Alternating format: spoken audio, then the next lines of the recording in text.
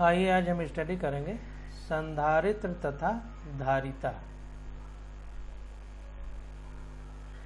English में इसको बोलेंगे कैपेसिटर्स एंड कैपेसिटेंस। तो इसको पहले हम साधारण भाषा में आपको समझा दें कि संधारित्र जो है ये हमारी बाल्टी है, जैसे बाल्टी जिसमें पानी भरा जाता है।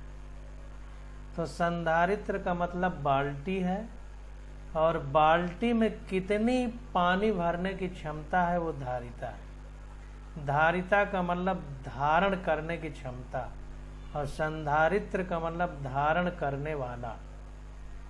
तो बाल्टी हमारी संधारित्र है। अगर वो बाल्टी 20 लीटर की है कि 20 लीटर पानी आ जाएगा उसमें, तो उसकी धारिता 20 लीटर हो जाएगी। इसी प्रकार से अब हम इसको आवेश के बारे में अगर बात करें, चार्ज के बारे में बात करें, तो ये कहेंगे कि कैपेसिटेंस यानी संधारित्र वो है जो चार्ज रखने का पात्र है, बर्तन है जिसमें हम आवेश या चार्ज रख सकते हैं। और धारिता वो है कि कितना आवेश या चार्ज रख सकते हैं, उसमें कितना आवेश या चार्ज रखने की क्षमता है, वो धारिता है। अब देखते हैं इसको। तो कह रहा है कोई संधारित्र विद्युत रोधी द्वारा पृथक दो चालकों का एक निकाय होता है। तो ध्यान दीजिए कि ये जो संधारित्र यानी आवेश रखने का पात्र जो बनाया जाता है वो कैसे बनाया जाता है। तो ये बता रहा है कि कोई संधारित्र विद्युत रोधी द्वारा पृथक दो चालकों का एक निकाय होता है। मतलब दो प्लेट रख दी जाए, जो प्लेट तो चालक हों यानी वो कंडक्टर हों, उनमें आवेश का प्रवाह हो सके, लेकिन उनके बीच जो विभाजन है वो बीच में जो पदार्थ है वो विद्युत रोधी होना चाहिए। तो उसको हम संधारित्र कहेंगे। तो कह रहा है कोई संधारित्र विद्युत रोधी द्वारा पृथक यानी नॉन कंडक्टर या इंसुलेटर द्वारा पृथक दो चालकों का एक निकाय होता है। चित्र 2.24। तो इसको देखते हैं। तो कुल मिलाकर के जो संधारित्र के जो दो पृथक चालक होंगे तो वो तो चालक हैं, लेकिन जो उसको पृथक किया गया है वो विद्युत रोधी है। तो चित्र 2.24 देखिए, ये दिया है विद्युत रोधी यानी इंसुलेटर से पृथक दो चालकों का कोई निकाय संधारित्र का निर्माण करता है। तो यहाँ पर देखिए ये दो मान लीजिए चीजें हैं, एक में प्लस प्लेट है, एक माइनस प्लेट है। तो इसमें देखिए क्यू चार्ज है, V1 विभव यानी वोल्टेज है, पोटेंशियल है, और ये माइनस चार्ज है तो इसमें माइनस क्यू और वोल्टेज इसका V2 या पोटेंशियल V2 है। तो इनको पृथक कर दिया गया है और पास पास जब रखेंगे इन दो प्लेटों को और विद्युत रोधी द्वारा पृथक हो ताकि इनका जो आवेश है वो कहीं दूसरी जगह चला ना जाए, तो ये हमारा संधारित्र का काम करेगा। यानी इसमें हम बाल्टी में जिस प्रकार से पानी भरते हैं उस प्रकार से इसमें हम आवेश को भर सकते हैं। तो अब देखते हैं आगे। कह रहा है चालकों पर आवेश Q1 व Q2 तथा उनके बीच विभव क्रमशः V1 व V2 है। जो अभी हमने ये देखा है तो ये दो कंडक्टर हैं यानी चालक हैं, इनमें चार्ज Q1 और Q2 है और इनमें पोटेंशियल V1 और V2 है। प्रायः व्यवहार में दो चालकों पर आवेश Q तथा माइनस Q होते हैं तथा उनमें विभवांतर V बराबर V1 माइनस V2 होता है। तो ध्यान दीजिए कि कह रहा है कि व्यवहार में, प्रायः व्यवहार में यानी सामान्यतः ऐसा देखा जाता है कि जो संधारित्र होता है तो उस संधारित्र या कैपेसिटर में जो एक चालक होता है यानी एक कंडक्टर होता है उसमें प्लस क्यू चार्ज होता है और दूसरे में माइनस क्यू चार्ज होता है, और उनके बीच विभवांतर यानी पोटेंशियल डिफरेंस डेल्टा वी कहें या ये वी कहा है V1 माइनस V2 होता है। जाहिर सी बात है कि जो पॉजिटिव चार्ज होता है वो ज्यादा विभव में होता है, माइनस कोई चीज में निगेटिव संख्या लिखी जाती है तो उतने कम होती जाती है, पॉजिटिव संख्या लिखी जाती है तो उतने ज्यादा होती है। तो पॉजिटिव चार्ज जो है उसका पोटेंशियल ज़्यादा है, निगेटिव चार्ज का पोटेंशियल कम है, ज़्यादा में कम घटाया गया है, यानी V1 माइनस V2। हम केवल इसी प्रकार के विन्यास के संधारित्र पर विचार करेंगे। तो हम जो इस पुस्तक में पढ़ेंगे वो अभी हम केवल इसी प्रकार के संधारित्र के बारे में पढ़ेंगे। कह रहा है एक सरल चालक को भी संधारित्र की भांति प्रयोग किया जा सकता है यदि दूसरे को अनंत पर माने। तो ध्यान दीजिए, कह रहा है एक सरल चालक को भी संधारित्र की भांति प्रयोग किया जा सकता है यदि हम दूसरे को अनंत पर माने। दोनों चालकों को किसी बैटरी के दो टर्मिनल से संयोजित करके आवेशित कराया जा सकता है। तो ध्यान दीजिए कि ये कह रहा है कि अगर दो चालक हैं और वो विद्युत रोधी द्वारा पृथक नहीं है लेकिन वो अनंत पर है, तो जाहिर सी बात है कि जब एक प्लेट इनफाइनाइट पे होगी, एक चालक अनंत पर होगा, तो विद्युत धारा का प्रवाह नहीं होगा, यानी आवेश एक तरफ से दूसरी तरफ नहीं जा पाएगा। तो विद्युत रोधी की तरह ही बीच का माध्यम काम करने लगेगा। तो जाहिर सी बात है कि उस समय हम इस चालक को संधारित्र की भांति प्रयोग कर सकते हैं। और कह रहा है कि दोनों चालकों को किसी बैटरी के दो टर्मिनल से संयोजित करके आवेशित कराया जा सकता है। तो जाहिर सी बात है कि एक प्लस प्लेट है संधारित्र में यानी कैपेसिटर में, और एक माइनस प्लेट है। तो बैटरी में भी प्लस माइनस होता है, तो हम अगर प्लस माइनस में जोड़ दें तो हम इस संधारित्र को या कैपेसिटर को चार्ज कर सकते हैं, यानी इसमें आवेश बैटरी की तरह इकट्ठा हो जाएगा। Q को संधारित्र का आवेश कहते हैं, यद्यपि वास्तव में यह संधारित्र के एक चालक पर आवेश होता है, संधारित्र का कुल आवेश शून्य होता है। तो इसको ध्यान देना है कि Q कह रहा है संधारित्र का आवेश होता है, तो Q जो है संधारित्र का आवेश कहते हैं, देखिए होता नहीं। तो Q संधारित्र का आवेश कहते हैं, यद्यपि वास्तव में यह संधारित्र के एक चालक पर आवेश होता है, संधारित्र का कुल आवेश शून्य होता है। तो जाहिर सी बात है कि दो चालक हैं, एक प्लस है एक माइनस है, तो धन को ऋण से जोड़ देंगे तो आंसर 0 आता है। तो इसी प्रकार चूंकि ये दो प्लेटें हैं तो दो प्लेटों में आवेश का संचय है, तो इस तरह से हम ये कह सकते हैं कि दोनों का योग 0 है। अतः आवेश जो कुल आवेश है संधारित्र का वो 0 है, लेकिन चूंकि आवेश है तो इसलिए कह रहे हैं कि Q को संधारित्र का आवेश कहते हैं। अब देखिए आगे देखते हैं, कह रहा है चालकों के बीच के क्षेत्र में विद्युत क्षेत्र आवेश Q के समानुपाती होता है। तो चालक जो होते हैं, जो चालक दो रखे गए हैं, इनके बीच में जो विद्युत क्षेत्र यानी इलेक्ट्रिक फील्ड जनरेट होता है, तो जो चार्ज होता है उसके समानुपाती होता है, यानी डायरेक्टली प्रोपोर्शनल होता है। वैसे भी E = 1/4πε0 Q/r² होता है, तो E समानुपाती हो गया Q के। अर्थात यदि संधारित्र पर आवेश दोगुना कर दिया जाए तो हर बिंदु पर विद्युत क्षेत्र दोगुना हो जाएगा। तो ध्यान दीजिए कि समानुपाती होता है, तो जाहिर सी बात है कि समान अनुपात में बढ़ेगा। तो यदि हम किसी कैपेसिटर पर चार्ज को दोगुना कर दें तो इलेक्ट्रिक फील्ड भी दोगुना हो जाएगा। यह कूलाम के नियम तथा अध्यारोपण सिद्धांत द्वारा अंतर्निर्दिष्ट विद्युत क्षेत्र तथा आवेश के बीच अनुक्रमानुपात का अनुगामी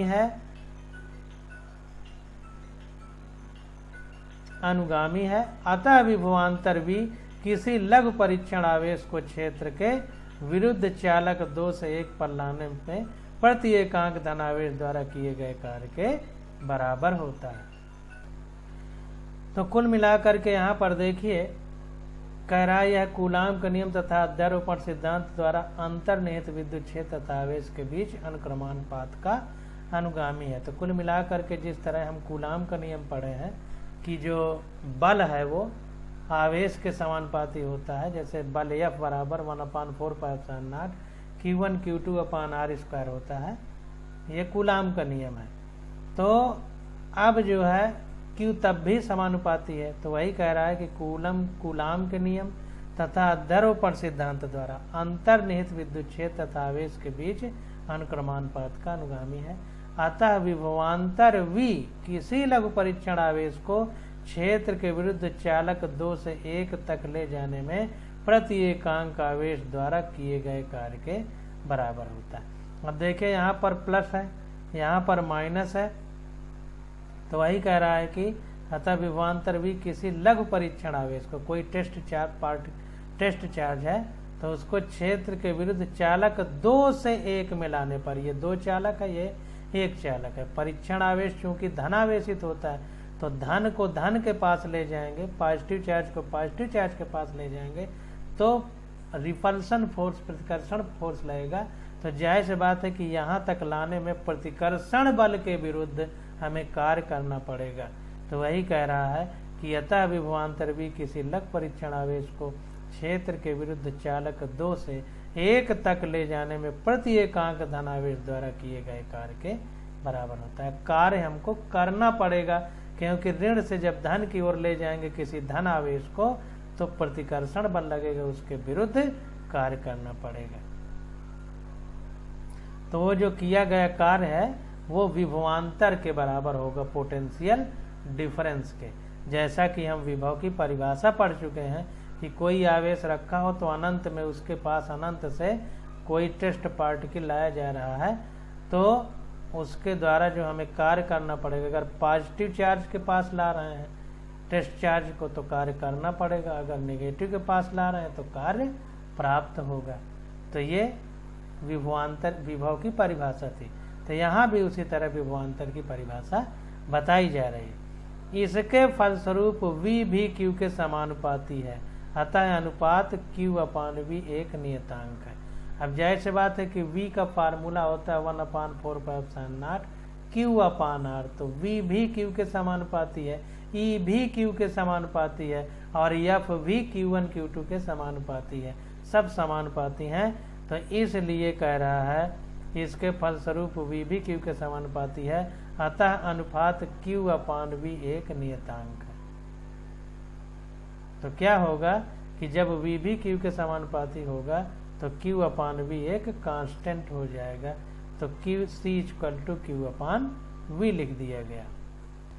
अब देखिए समानुपात में कैसे, जाहिर सी बात है कि Q समानुपाती है V के, तो जितना Q बढ़ेगा उतना ही V बढ़ेगा, तो Q और V हमेशा नियत रहेगा, क्योंकि जितना Q बढ़ेगा, मान लो Q 10 हुआ तो V भी 10 हुआ तो एक आंसर आया, Q 20 हुआ V 20 हुआ तो भी 20 कटा तो एक आया, Q 50 हुआ तो V भी 50 होगा, क्योंकि समानुपात में बढ़ेगा। तो हमेशा जो भी वैल्यू आएगी वो नियत होगी या कांस्टेंट होगी, तो इसीलिए कांस्टेंट लिख दिया C=Q/V। यहाँ C एक नियतांक है जिसे संधारित्र की धारिता कहते हैं। तो ये हमारा इस प्रकार से आएगा।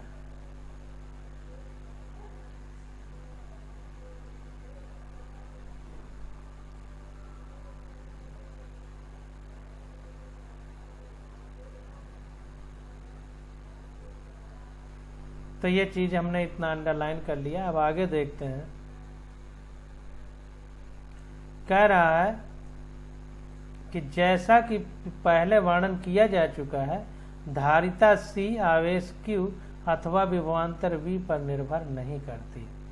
जो ये हमारी कैपेसिटर है, कैपेसिटेंस है C, यह आवेश Q अथवा विभवांतर V पर निर्भर नहीं करती है, इसको ध्यान देना है।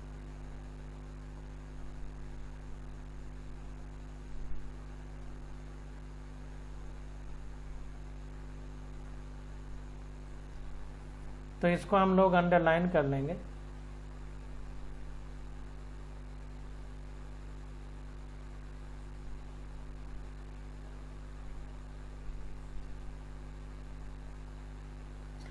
तो जो धारिता है हमारी, यानी आवेश के धारण करने की जो क्षमता है, वो इस Q और V पर निर्भर नहीं करती है। धारिता C केवल दो चालकों के निकाय के ज्यामितीय विन्यास, आकृति, आकार, पृथक्कन पर निर्भर करती है। तो इसका शेप, साइज और दोनों चालकों के बीच कितना पृथक्कन यानी दूरी है, उस पर निर्भर करेगी। तो बहुत इंपॉर्टेंट है कि C केवल दो चालकों के निकाय के ज्यामितीय विन्यास यानी आकार, आकृति और उनके बीच का पृथक्कन यानी जो डिफरेंस है उस पर निर्भर करेगी, उनके आवेश और वोल्टेज पर निर्भर नहीं करेगी। क्यों नहीं करेगी? क्योंकि Q और V समान अनुपात में बढ़ रहे हैं या घट रहे हैं, तो C हमेशा कांस्टेंट रहेगा, इन पर निर्भर नहीं करेगा, इस कारण से निर्भर नहीं है। जैसा कि हम आगे देखते हैं, यह दोनों चालकों को पृथक करने वाले माध्यम अर्थात विद्युत रोधी परावैद्युत की प्रकृति पर निर्भर करते हैं। तो अभी हम आगे पढ़ेंगे, तो ये कह रहा है कि जो हमारा चार्ज है, जैसा कि हम आगे देखेंगे, यह दोनों चालकों को पृथक करने वाले माध्यम अर्थात विद्युत रोधी या परावैद्युत, जिसको डाई इलेक्ट्रिक कहते हैं, की प्रकृति पर निर्भर करता है। तो जो डाई इलेक्ट्रिक है उसके नेचर पे डिपेंड करेगा, आकार पे डिपेंड करेगा, आकृति पे डिपेंड करेगा, और बीच के पृथक्कन यानी कितना डिस्टेंस है बीच में, उस पर निर्भर करेगा। पृथक्कन को डिस्प्लेसमेंट कह सकते हैं। तो धारिता का एसआई मात्रक 1 फैरेड यानी 1 कूलाम प्रति वोल्ट अर्थात 1 फैरेड इक्वल टू 1 कूलाम प्रति वोल्ट होता है। तो ये धारिता का हमारा मात्रक भी प्राप्त हो गया। ऐसी बात है कि ऊपर कूलाम है, नीचे वोल्ट, तो कूलाम पर वोल्ट होगा, और इसी को 1 कूलाम पर वोल्ट को 1 फैरेड बोलते हैं। तो 1 फैरेड इक्वल टू 1 कूलाम प्रति वोल्ट। नियत धारिता के संधारित्र का प्रतीक ये इस तरह बनाते हैं, जबकि परिवर्ती धारिता के संधारित्र का प्रतीक ये होता है। तो ध्यान दीजिए, अगर कैपेसिटर में जो है कोई फिक्स है कि इतना चार्ज रखा जा सकता है, तो उसको इस तरह 2 खड़ी लाइन खींच के बनाया जाता है, और अगर उसमें चेंज हो रहा है कैपेसिटेंस, तो इस प्रकार से तीर लगा दिया जाता है बीच में। तो इसको ध्यान देना। अब देखिए, समीकरण 2.38 यह दर्शाती है कि बड़े कैपेसिटर के लिए यदि Q नियत है तो V लघु होगा। तो Q equal to CV, Q equal to CV यानी C equal to Q upon V हो गया। तो Q अपान V जब हो जाएगा, C equal to Q upon V, तो वही कह रहा है कि बड़े C के लिए यदि Q नियत है, अगर ये कांस्टेंट है और इसको हमें लार्ज रखना है यानी बड़ा रखना है, तो जाहिर सी बात है कि नीचे वाले को मिनिमम करना पड़ेगा। अगर इसको हमें बढ़ाना है तो इसको घटाना पड़ेगा। तो वही कह रहा है कि बड़े कैपेसिटर के लिए यदि Q नियत है तो V लघु होता है, इसको कम करना पड़ेगा। इसका अर्थ यह है कि बड़ा संधारित्र लघु विभव V पर अपेक्षाकृत आवेश Q के बड़े पैमाने को परिबद्ध कर सकता है। तो इससे हमें यह निष्कर्ष प्राप्त होता है कि बड़ा संधारित्र जो होगा वो अगर उसका वोल्टेज कम कर दिया जाए, तो जाहिर सी बात है, या यूं कह सकते हैं कि जो बड़ा संधारित्र है उसका वोल्टेज कम है, तो इस कारण से वो आवेश Q को बहुत बड़े पैमाने पर इकट्ठा कर सकता है। इसकी व्यवहारिक उपयोगिता है, इसका हमारा फायदा भी है। क्या फायदा है? कह रहा है उच्च विभवांतर में चालक के चारों ओर प्रबल विद्युत क्षेत्र की उपस्थिति अंतर्निहित है।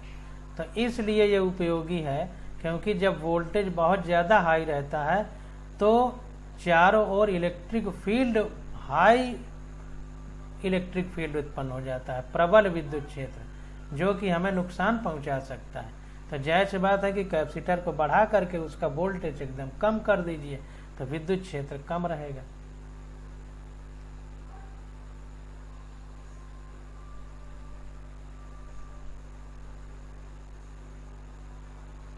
कोई प्रबल विद्युत क्षेत्र चारों ओर की वायु को आयनीकृत करके उत्पन्न आवेशों को त्वरित कर सकता है, जो विजातीय आवेशित पट्टिकाओं पर पहुंचकर उन्हें आंशिक उदासीन कर सकते हैं। तो ध्यान दीजिए कि कम रखने का फायदा एक और भी है कि अगर हाई रखेंगे तो हाई विद्युत क्षेत्र इलेक्ट्रिक फील्ड उत्पन्न हो जाएगा, जो आसपास की हवा के जो पार्टिकल हैं उनको आयोनाइज कर देगा, यानी प्लस माइनस में चेंज कर देगा। जब प्लस माइनस में चेंज होंगे तो प्लस माइनस जो 2 प्लेटें हैं या 2 जो चालक हैं जिनको रख करके हमने संधारित्र बनाया है उनको प्लस माइनस जा करके निरावेशित कर सकते हैं या न्यूट्रल कर सकते हैं, आंशिक उदासीन कर सकते हैं। दूसरे शब्दों में संधारित्र का आवेश दोनों पट्टिकाओं के बीच के माध्यम की विद्युत रोधी क्षमता में ह्रास के कारण क्षरित हो सकता है। तो जाहिर सी बात है कि जब चार्ज कम होगा हवा में प्लस माइनस के कारण, तो हमारे जो कैपेसिटर है उसका जो क्षमता है वो कम हो जाएगी। अब देखिए आगे, वो अधिकतम विद्युत क्षेत्र जिसे कोई परावैद्युत माध्यम बिना भंजन उसके विद्युत रोधी गुणधर्म के सहन कर सकता है, उस माध्यम की परावैद्युत सामर्थ्य कहलाती है।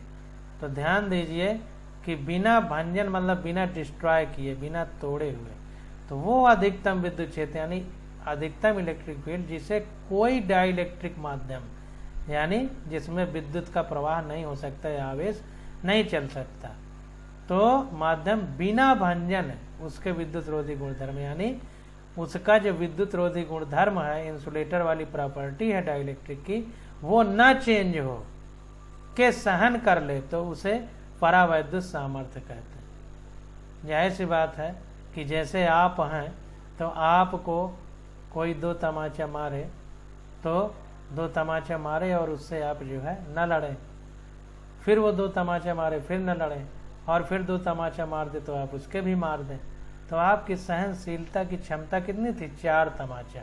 उसके बाद आपने मार दिया, मतलब आपकी जो सहनशीलता की क्षमता थी वो टूट गई। तो इसी प्रकार वो अधिकतम विद्युत क्षेत्र जिससे जो विद्युत रोधी है परावैद्युत माध्यम, वो अपना विद्युत रोधी गुण बनाए रखे, उसको तोड़े ना, तो यही परावैद्युत की सामर्थ्य हो जाएगी, स्ट्रेंथ ऑफ डाइलेक्ट्रिक। वायु के लिए यह लगभग 3 × 10⁻6 वोल्ट पर मीटर है। दो चालकों के बीच 1 सेंटीमीटर कोट के पृथक्करण के लिए यह क्षेत्र चालकों के बीच 3 × 10⁻4 वोल्ट विभवांतर के तदानुरूपी होता है। तो कह रहा है कि ये जो वायर परावैद्युत सामर्थ्य है, अगर एयर है तो उसके लिए लगभग 3 × 10⁻6 वोल्ट पर मीटर होता है। अगर 1 सेंटीमीटर पर दो चालक प्लेटें रखी गई हैं तो उनके लिए 3 × 10⁻4 वोल्ट विभवांतर के तदनुरूपी होता है, यानी विभवांतर पे डिपेंड करता है। अतः किसी संधारित्र के लिए बिना किसी क्षरण के अत्यधिक मात्रा में आवेश को संचित करने के लिए उसकी धारिता को इतना अधिक उच्च अवश्य होना चाहिए कि उनके बीच विभवांतर अथवा विद्युत क्षेत्र उनकी भंजन सीमा से अधिक ना हो। तो ध्यान देना है कि अगर किसी कैपेसिटर है कोई, तो उसमें जो चार्ज हम इकट्ठा कर रहे हैं, तो उसका कैपेसिटेंस यानी धारिता यानी उसमें आवेश को धारण करने की क्षमता इतनी ज़्यादा होनी चाहिए कि जो उसकी प्लेटों के बीच पोटेंशियल डिफरेंस है अथवा जो इलेक्ट्रिक फील्ड है वो परावैद्युत सामर्थ्य से ज़्यादा ना हो, यानी जो परावैद्युत बीच में भरा गया है उसकी स्थिति को बदल ना दे। इसे भिन्न शब्दों में इस प्रकार भी कह सकते हैं कि किसी दिए गए संधारित्र की बिना किसी सार्थक क्षरण के आवेश को संचित करने की एक सीमा है।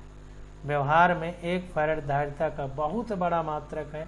धारिता के अधिक सामान्य मात्रक इस प्रकार से है, जैसे इस मात्रक अर्थात फैराड के अपवर्तक है, यानी 1 फैराड बहुत ज़्यादा है तो इसको छोटे छोटे मात्रक में डिवाइड किया गया है। जैसे 1 माइक्रो फैराड 10⁻⁻6 फैराड हो जाएगा, 1 नैनो फैराड 10⁻⁹ फैराड हो जाएगा, 1 पिको फैराड 10⁻12 फैराड हो जाएगा। क्योंकि 1 फैराड बहुत ज़्यादा बड़ा है, हमारे दैनिक जीवन में इसका उपयोग कम होता है, तो छोटे जो है मात्रक हम उपयोग में लाए। आवेशों को संचित करने के अधिकतम संधारित्र अधिकांश प्रत्यावर्ती धारा परिपथों एसी परिपथों में प्रमुख अवयवों के रूप में उपयोग होते हैं। अध्याय 7 में एसी परिपथों में संधारित्रों के महत्वपूर्ण प्रकारों का वर्णन किया गया है। तो अब अध्याय 7 में एसी परिपथों में जो अल्टरनेटिंग करंट है, 2 करंट है एसी और डीसी, इसके बारे में आगे हम डिटेल में पढ़ेंगे। तो उसमें जो है आगे संधारित्र जो कई प्रकार के हैं उनका वर्णन हम लोग पढ़ेंगे।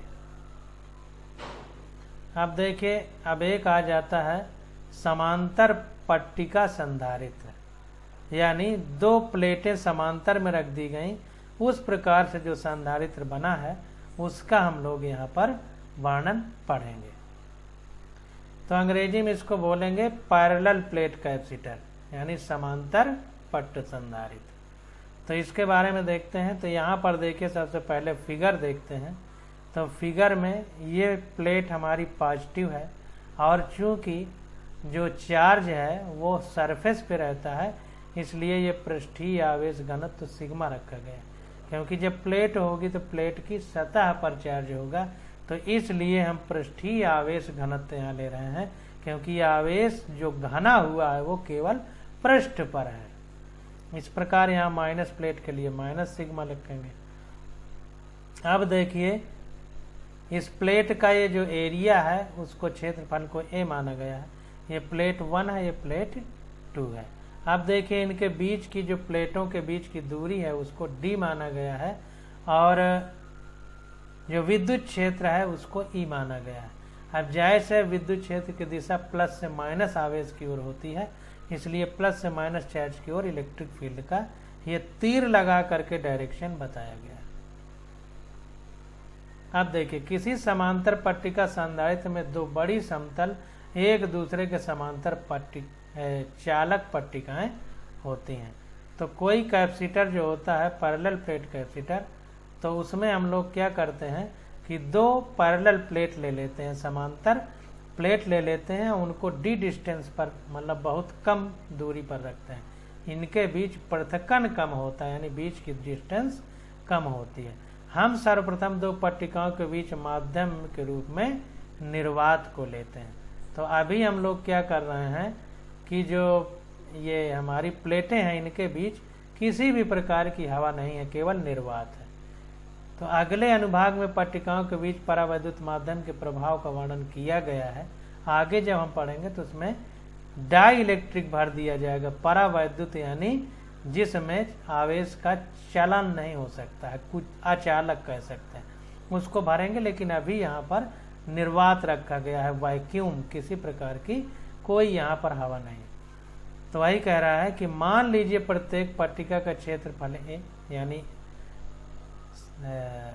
सरफेस एरिया जो है वो ए है, तथा उनके बीच पृथक्कन यानी बीच की डिस्टेंस डी है। दोनों पट्टिकाओं पर आवेश क्यू तथा माइनस क्यू है। चार्ज इसमें माइनस क्यू, इसमें प्लस क्यू है। चूंकि पट्टिकाओं की रैखिक विमाओं की तुलना में डी बहुत छोटा है, कहने का मतलब ये पट्टिकाओं का जो ये लंबाई है, लंबाई चौड़ाई जो है रैखिक विमाओं, यानी लंबाई चौड़ाई जो उसकी तुलना में ये बीच की दूरी बहुत कम है। मतलब ये प्लेटें बहुत बड़ी हैं और इनको बहुत पास में रखा गया है। मतलब जैसे कागज है तो इतना मोटी जगह पर रखा गया है, बीच बहुत कम है। क्योंकि यहाँ पर विद्युत क्षेत्र दिखाना, इसलिए जगह ज़्यादा दिखाई गई है कि दिखाते बने वैसे इन दोनों प्लेटों के बीच की दूरी कागज जैसे बीच में रख दिया जाए उस तरह बहुत कम दूरी रखी गई है।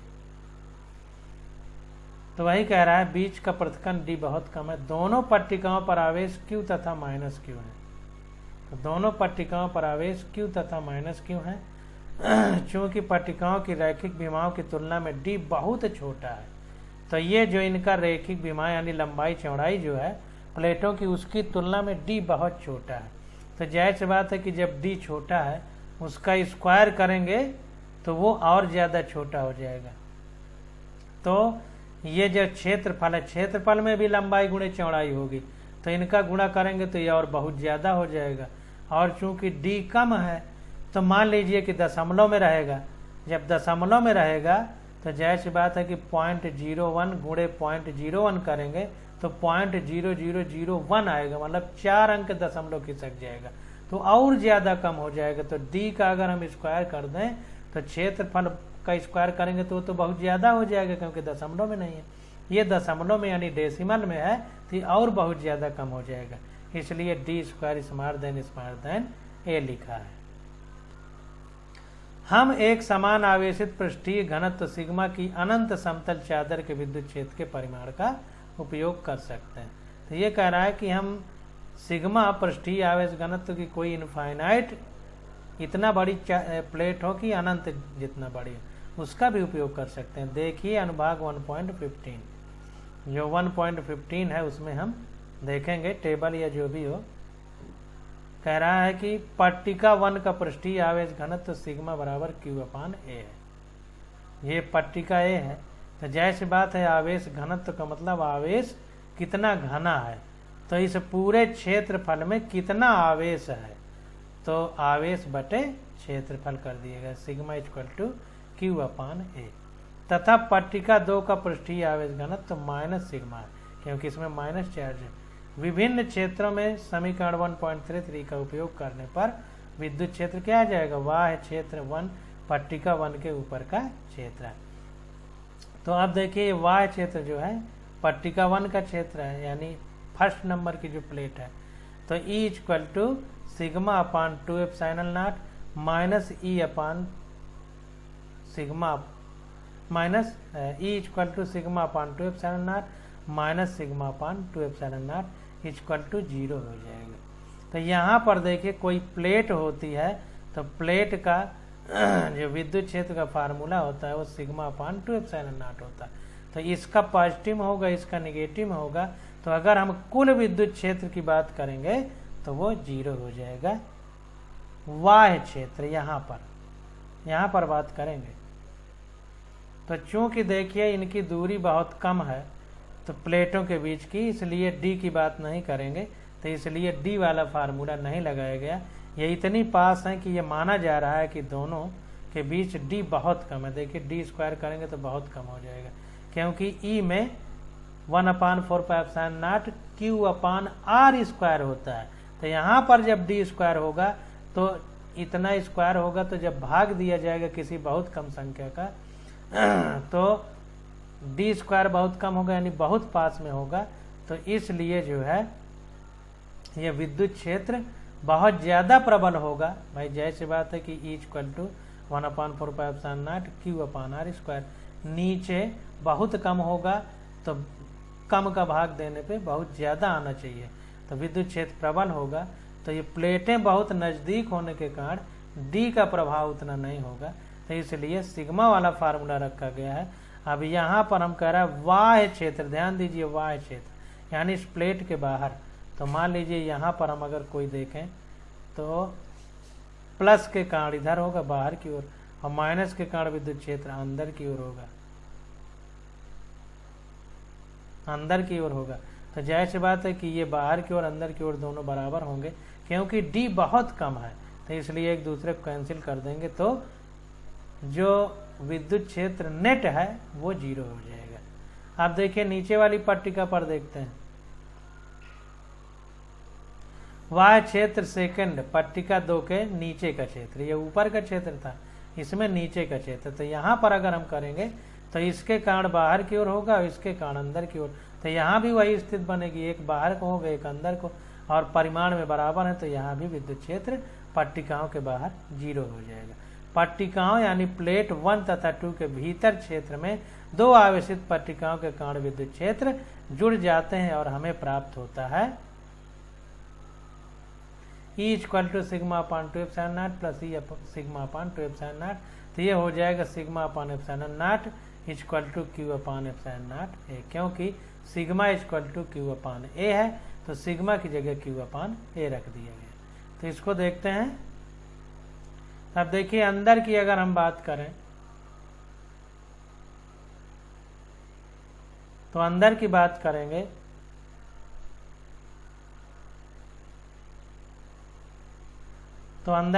करेंगे तो देखिए इस प्लेट के कारण विद्युत क्षेत्र इस प्लेट के कारण इधर को है, क्योंकि विद्युत क्षेत्र प्लस में विद्युत बल रेखाएं विद्युत क्षेत्र रेखाएं बाहर को निकलती हैं, और निगेटिव वाले में विद्युत क्षेत्र रेखाएं अंदर को निकलेंगी।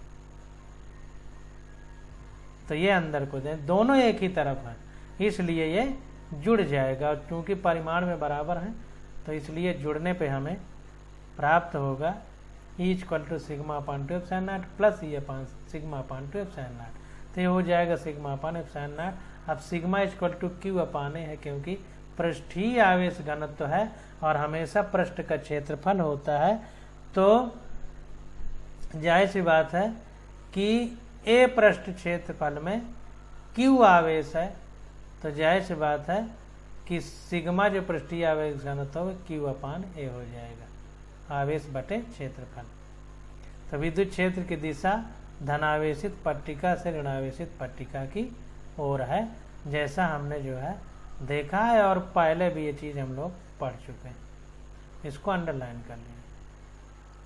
अब आगे देखते हैं, कह रहा है इस प्रकार दो पट्टिकाओं के बीच विद्युत क्षेत्र स्थानीकृत होता है, यानी लोकलाइज होता है, वहां बना रहता है तथा यह एक सिरे से दूसरे सिरे पर एक समान होता है।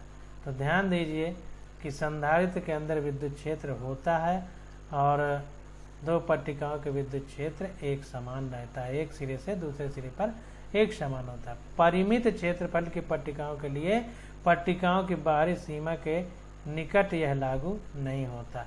अभी जैसा हमने देखा कि पट्टिकाओं के बाहर विद्युत क्षेत्र शून्य है, तो इसलिए बाहर जो है बाहरी सीमा पर यह लागू नहीं होता। पट्टिकाओं के किनारों पर क्षेत्र रेखाएं बाहर की ओर मुड़ जाती हैं, इस प्रभाव को क्षेत्र का उपांत प्रभाव कहते हैं।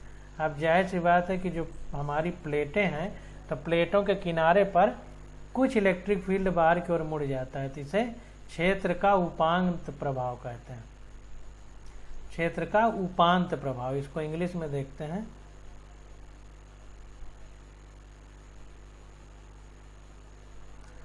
तो रीजन बोलते हैं fringing of field. This effect को क्या कहते हैं? फ्रिंजिंग ऑफ द फील्ड, यानी उपांत।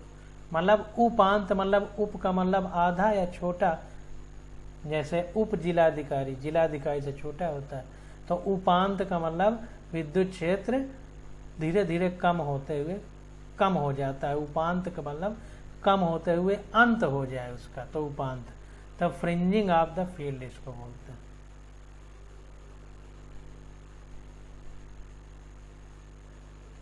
इससे यह संकेत मिलता है कि समस्त पट्टिका यानी प्लेट पर पृष्ठीय आवेश घनत्व यानी सरफेस चार्ज डेंसिटी सिग्मा यथार्थ रूप से एक समान नहीं होता। तो ध्यान दीजिए कि ये उपांत जो क्षेत्र है, ये यह बताता है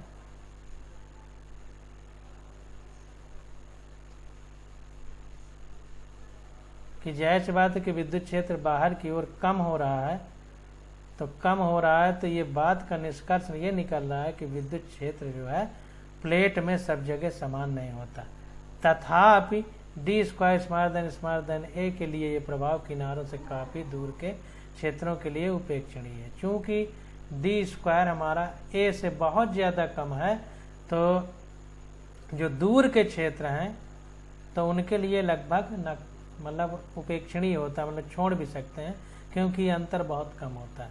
तथा वहाँ क्षेत्र समीकरण 2.41 के अनुसार होता है। तो ये जो 2.41 के अनुसार है, इसी अनुसार होता है। मतलब अंतर किनारों पे इतना कम होता है कि उसको हम उपेक्षणीय मान सकते हैं, यानी नेग्लेक्ट कर सकते हैं। अब एक समान विद्युत क्षेत्र के लिए विभवांतर विद्युत क्षेत्र तथा पट्टिकाओं के बीच की दूरी के गुणनफल के बराबर होता है, अर्थात V = E × D। तो अब देखिए यहाँ पर V होता है 1/4πε0 Q/R और E होता है 1/4πε0 Q/R²। तो ये R² को हम अगर इसको हटा के इस तरह लिख सकते हैं 1/R, तो ये R² भी बना रहेगा और इसकी जगह हम पूरा ये V लिख सकते हैं, तो E = V/R हो जाएगा। तो V = E × R हो जाएगा, इसी R की जगह D लिख दिया है, तो E × D हो जाएगा। तो इसीलिए V = ED लिखा है, = 1/4πε0 QD/A हो जाएगा। D वैसे बना रहेगा और ये E = Q/ε0A है, तो E की जगह ये पूरा उठा कर रख दिया है और D तो वैसे बना हुआ है। तब समांतर पट्टिका संधारित्र C की धारिता क्या हो जाएगी? C = Q/E होता है, तो ये हो जाएगा हमारा ε0A/D हो जाएगा। ये C equal to Q upon V equal to epsilon naught a upon D, ये हमारा फार्मूला बन जाएगा इस प्रकार से।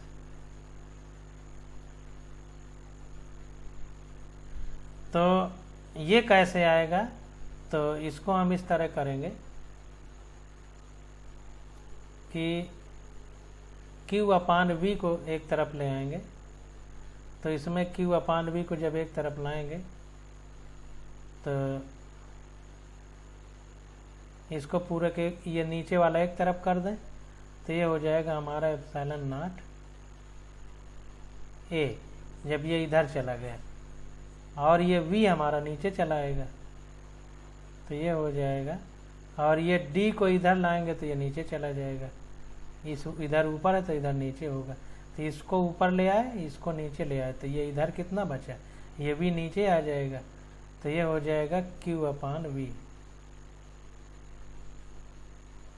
Q अपान V, तो Q अपान V हो गया, यही Q अपान V C के बराबर होता है, तो C equal to Q upon V equal to epsilon naught A upon D। इस प्रकार से हम लोग लिख सकते हैं। अब देखिए आगे बता रहा है कि जो कि अपेक्षानुसार निकाय की ज्यामिति पर निर्भर करता है, ये चीज ऊपर पढ़ चुके हैं। प्रारूपी मानो जैसे A equal to 1 metre square, D equal to 1 millimetre के लिए D को कम रखना है, A की तुलना में बहुत कम रखना है, तो अब C equal to epsilon naught का मान रख दिया 8.85 × 10⁻12 कूलाम स्क्वायर पर न्यूटन मीटर स्क्वायर, और A की वैल्यू 1 मीटर स्क्वायर अपान ये मिलीमीटर में है, मीटर में बदला गया तो 10⁻³ हो गया, तो ये आ गया 8.85 × 10⁻9 फैरेड। तो अगर कोई कैपेसिटर है संधारित्र, उसकी प्लेट का क्षेत्रफल 1 मीटर स्क्वायर है और उनके बीच की दूरी 1 मिलीमीटर है, तो उसमें 8.85 × 10⁻9 उसकी धारिता होगी यानी कैपेसिटेंस होगा।